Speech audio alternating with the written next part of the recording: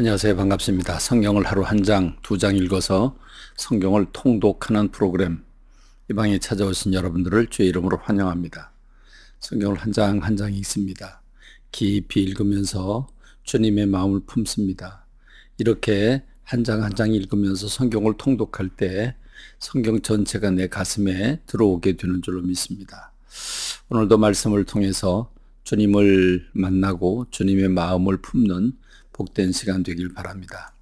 오늘은 누가복음 5장에 있는 말씀인데 예수님께서 이제 마귀에게 시험을 받으시고 천국이 가까이 왔다고 선포하시면서 주님의 사역을 시작하시죠. 주님의 사역은 제일 먼저 제자들을 부르는 일로부터 시작을 합니다. 갈릴리에서 고기를 잡고 있던 베드로와 야고보, 그 형제 베드로와 안드레, 그 다음에 야고보와 요한, 이 형제 4명의 형제들을 주님 먼저 부르십니다. 고기 잡는 그들을 부르셔서 주님은 그들에게 사람 낚는 어부가 되게 하실 것을 말씀하고 계십니다. 그런데 주님께서 제자들을 부르시는 그 광경을 찾아가 보면 무척 흥미롭습니다.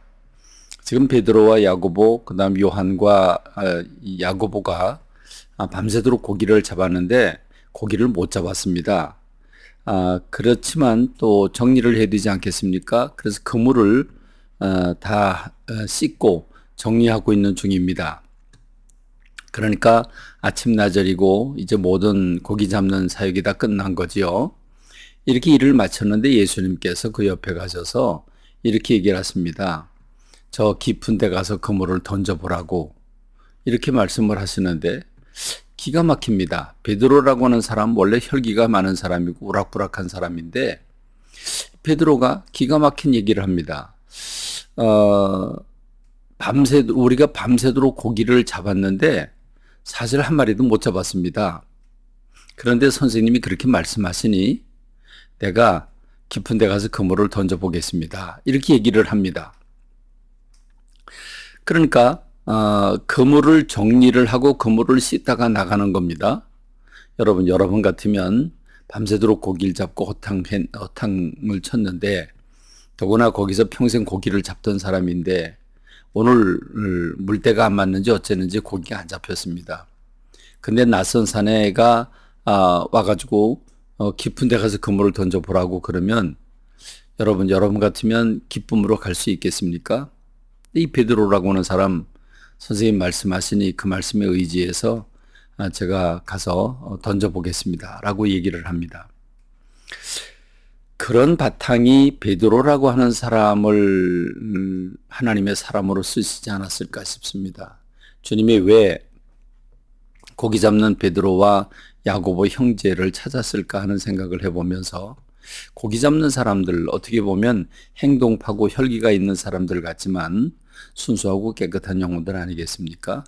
주님은 비록 낮은 자리에서 물고기를 잡아 생활하는 어부들이지만 하나님께서 그들을 가장 먼저 부르셨다는 사실을 생각하고 그들에게 주님 말씀을 하십니다. 너희가 사람 낚는 어부가 되게 할 것이라고. 그렇습니다. 갈릴리 호숫가에서 고기를 잡으면서 그 고기를 팔든지 먹든지 그러면서 삶을 살아가던 이 베드로 야고보 형제에게 예수님께서 찾아가셨고 그들을 제자로 부르심으로 말미암아 그들은 어떤 사람들이 됐습니까?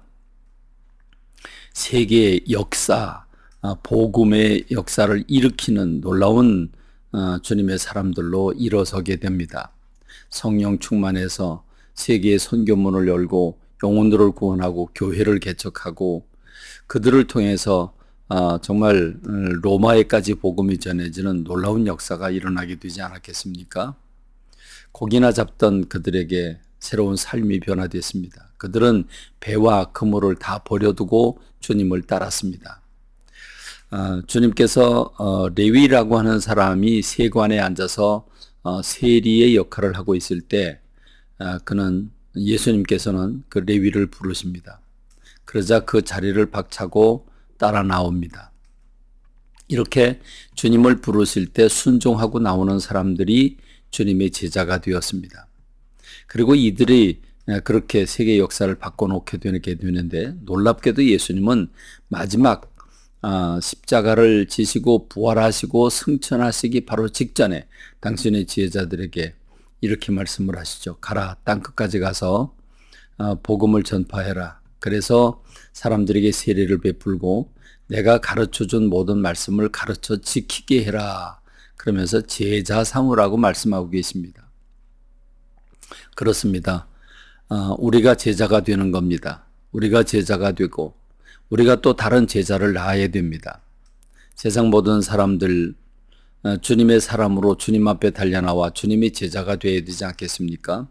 제자의 삶을 살고 또 제자를 삼는, 나와 같이 예수님을 믿고 예수님을 따르는 사람들을 만드는 저와 여러분이 되기를 바랍니다. 주님은 나병 환자, 또 중풍병자를 고쳐주십니다. 나병 환자에게 말씀을 하시죠. 주여 원하시면 저를 깨끗게 하실 수 있습니다. 라고 그 나병 환자가 주님께 요청을 하자, 내가 원한다, 깨끗하게 됨을 받아라 라고 말씀을 하시죠. 중풍병자도 마찬가지입니다. 중풍병자 스스로 아무것도 할 수 없으나 친구인지 동네 사람인지 친지들인지 알 수 없지만 침상채 들고 와가지고 지붕을 뜯어내려서 예수님 발 앞에 내려놓는 그 모습을 보시고 주님께서 그의 죄를 사하시고 그를 고쳐주시는 놀라운 역사를 우리가 발견하게 됩니다. 이렇게 세리와 죄인들을 부르시는 주님, 그 주님의 모습을 보고 참 바리새인들이 또 난리를 하죠. 저 세리의 친구가 되신다고 그렇게 말씀하실 때 예수님, 나는 의인을 부르러 오지 않고 죄인을 부르러 왔다고 말씀하십니다. 의사가 건강한 사람들에겐 쓸데없고 병든 자에게 쓸데있지 않겠는가? 나는 죄인들을 구원하기 위해서 이 땅에 오셨다고 주님 말씀하시죠. 한 사건 한 사건을 우리가 깊이 묵상하면 거기엔 참 깊은 의미들이 있음을 우리가 발견하게 됩니다. 깊은 데로 가라고 하면 내가 순종했을까?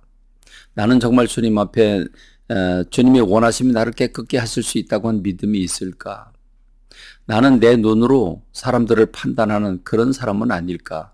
돌이켜보면서 오늘도 말씀을 통해서 주님과 더불어 동행하고 주님의 마음을 품는 저와 여러분 되길 간절히 소망합니다. 감사합니다. 말씀 맺겠습니다.